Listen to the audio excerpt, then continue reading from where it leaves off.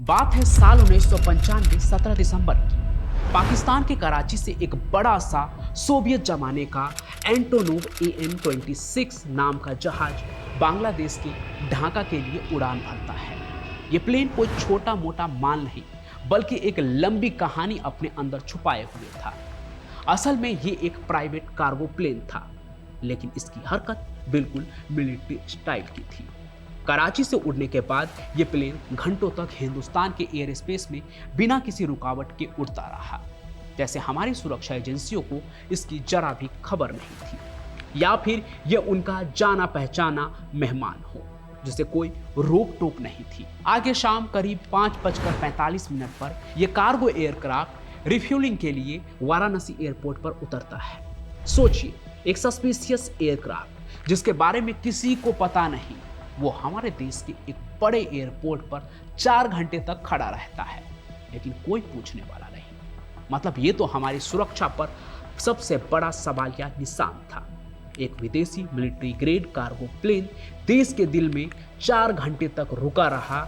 न किसी ने कागजात ढंग से चेक किए और न कार्गो को।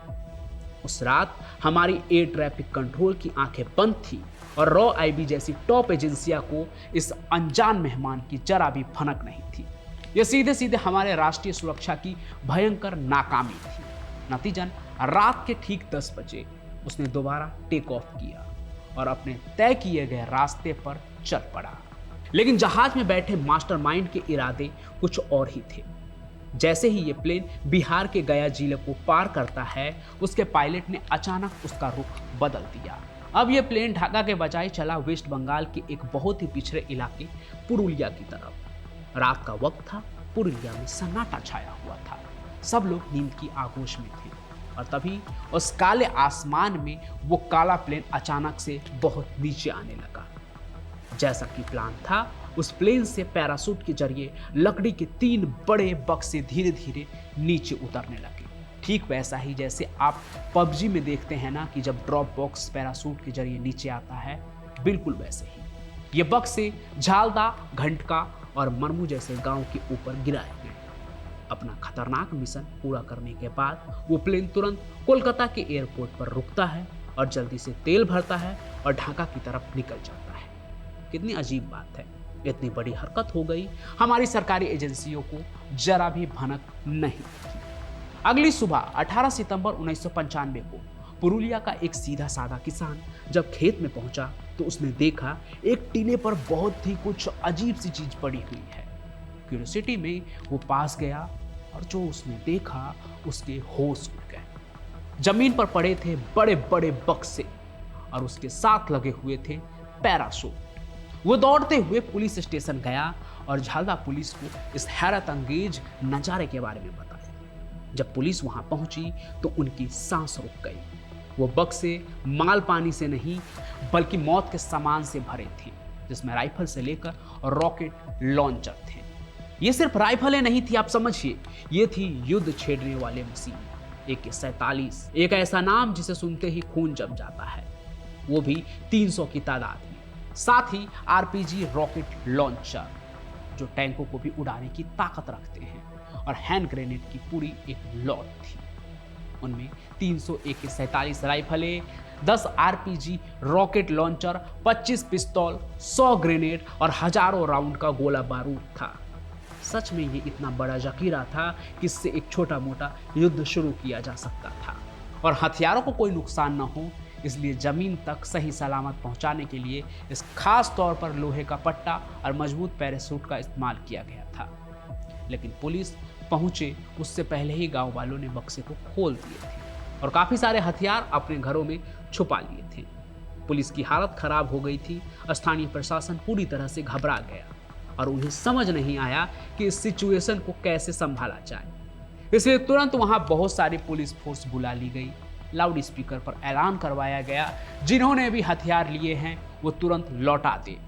पुलिस को मजबूरी में घर घर की तलाशी लेनी पड़ी और बड़े मुश्किल से काफी AK-47 राइफलें बरामद की गई। लेकिन ये आज भी एक राज है कि क्या सभी हथियार वापस मिल गए या कुछ गायब रह गए। मीडिया ने जब ये खबर फैलाई तो पूरे देश में सन्नाटा छा गया और एक सनसनी मच गई। स्टेट गवर्नमेंट से लेकर पीवी नरसिम्हा राव की कांग्रेस सेंट्रल गवर्नमेंट तक सबके हाथ पांव फूल गए। इस घटना ने दिल्ली की सियासत में भूचाल ला दिया। सड़क से लेकर संसद तक हंगामा हो गया। अपोजिशन के नेता अटल बिहारी वाजपेयी और सुषमा स्वराज ने सरकार से तीखे सवाल किए और गंभीर लापरवाही का इल्जाम लगाया और सवालों की झड़ी लग गई। सवाल ये कि इतने खतरनाक हथियार किसके लिए भेजे गए थे, इसके पीछे असल मकसद क्या था, और सबसे बड़ी शर्मिंदगी की बात, हमारी आईबी रॉ और एयर ट्रैफिक कंट्रोल को इस 4 टन की माल की जरा भी खबर क्यों नहीं लगी? क्या यह राष्ट्रीय सुरक्षा में चूक थी या कोई साजिश? जब भारत में यह सब हो रहा था तो इस पूरे कांड का मास्टरमाइंड किम डेवी, जिसका असली नाम था निल्स हेग, वो अपने ब्रिटिश साथी पीटर ब्लिच और 5 लातवियाई क्रू मेंबर के साथ थाईलैंड में छुपा बैठा था। उसे पता चल चुका था कि हथियार गलत जगह गिर गए हैं, लेकिन ना जाने क्यों डेवी को इतना गुरूर था कि उसने ये फैसला किया कि वो वापस कराची जाने के लिए फिर से इंडियन रूट को ही चुनेगा। ये एकदम मौत के मुंह में कूदने जैसा था। उसे लगा कि वो इतनी आसानी से भाग गया है तो दोबारा भी भाग जाएगा। फिर 22 दिसंबर को यानी पुरुलिया कांड के सिर्फ 4 दिन बाद वो उसी AN-26 प्लेन में बैठकर दोबारा भारत में घुस गया। प्लेन चेन्नई में उतरा, रिफ्यूलिंग हुई और फिर मुंबई की तरफ उड़ चला। इस बार भी किसी का ध्यान उस प्लेन पर नहीं था, लेकिन इस बार हालात थोड़े से अलग थे। इंडियन एयरफोर्स और सिक्योरिटी एजेंसियां बहुत ज्यादा अलर्ट थी। उन्हें अपनी पिछली नाकामी का बदला लेना था। जब यह प्लेन मुंबई की तरफ बढ़ रहा था तभी इंडियन एयरफोर्स के एक जूनियर एनसीओ ने देखा कि यह प्लेन बिना परमिशन के उड़ रहा है। उनकी चौकसी काम आई। तुरंत गुजरात के भुज से 2 MiG-21 फाइटर जेट्स भेजे गए। आसमान में उन्होंने उस कार्गो प्लेन को घेर लिया और सीधा आदेश दिया, या तो तुरंत मुंबई में लैंड करो वरना शूट डाउन कर दिए जाओगे। जब प्लेन जबरदस्ती मुंबई एयरपोर्ट पर उतरने लगा तो अंदर किम डेवी घबरा गया। उसने जल्दी से अपने ब्रीफकेस से कागजात निकाले और उसे फाड़ कर जला दिया और बाथरूम में जाकर फ्लश भी कर दिया। वो सीधे सबूत मिटाने की कोशिश कर रहा था ताकि पता न चले कि आखिर ये सब कुछ क्यों और किस लिए किया जा रहा था और क्यों किया गया।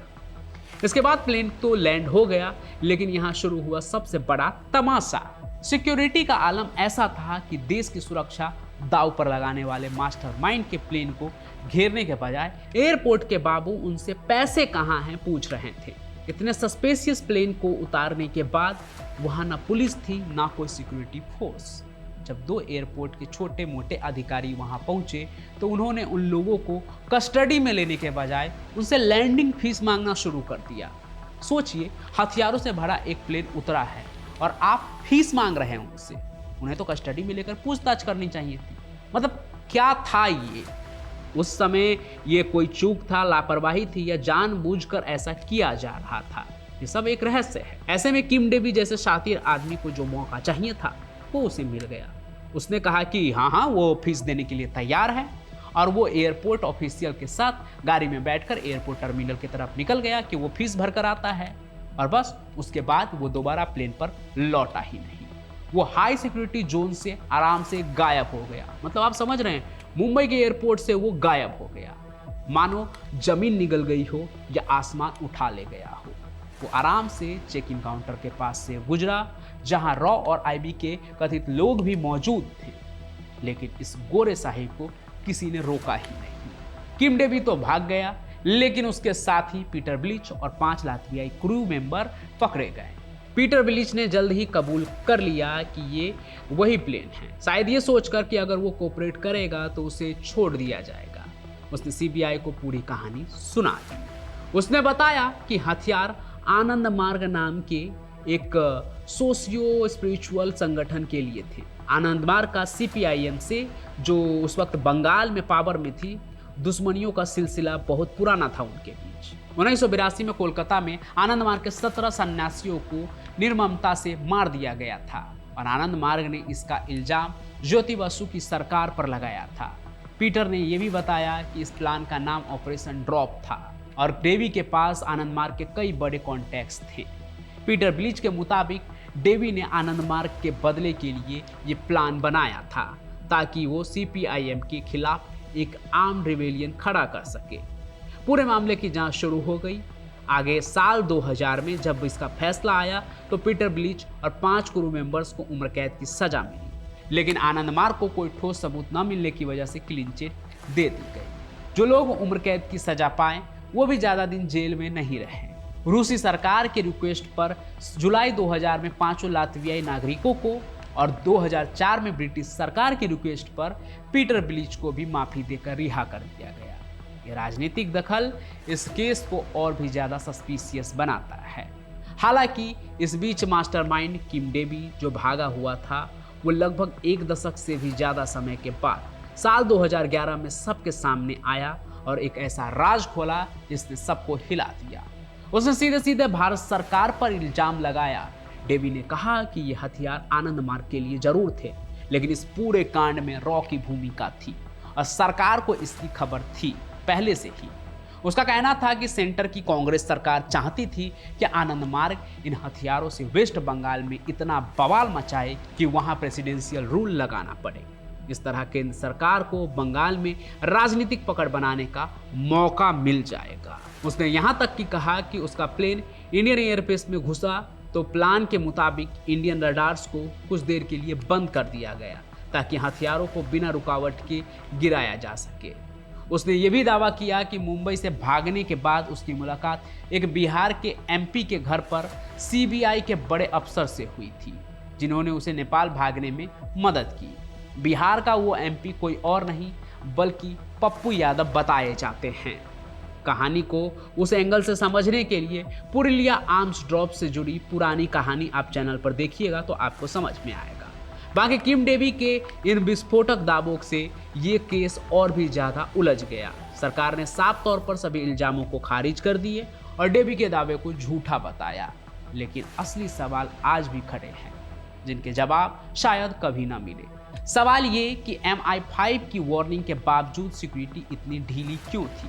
एक हाई सिक्योरिटी जोन से किम डेवी आखिर कैसे फरार हो गया? क्या ये लापरवाही थी या फिर कोई इशारा?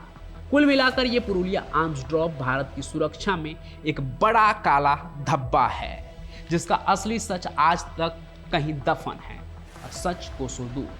वैसे आपको क्या लगता है, क्या ये पुरुलिया ड्रॉप सच में सरकार की साजिश थी या फिर भारत के सरकार के खिलाफ किसी और की साजिश? आप जो भी सोचते हैं कमेंट में जरूर लिखिए। और अगर आप मेरी ये बात सुन रहे हैं तो इसका ये मतलब है कि आप कहानी को अंत तक देखते हैं। तो आप कहाँ से देख रहे हैं कहानी और आपका नाम क्या है कमेंट में जरूर लिखिए ताकि मुझे पता चल सके कि कहानी को अंत तक देखने वाले हमारे क्राइम कनेक्ट के वो मेंबर कौन कौन है। मैं पंचम प्रकाश अपनी कहानियों के साथ हाजिर होता रहूंगा। तब तक के लिए आप सभी का बहुत बहुत धन्यवाद। जय हिंद, जय भारत।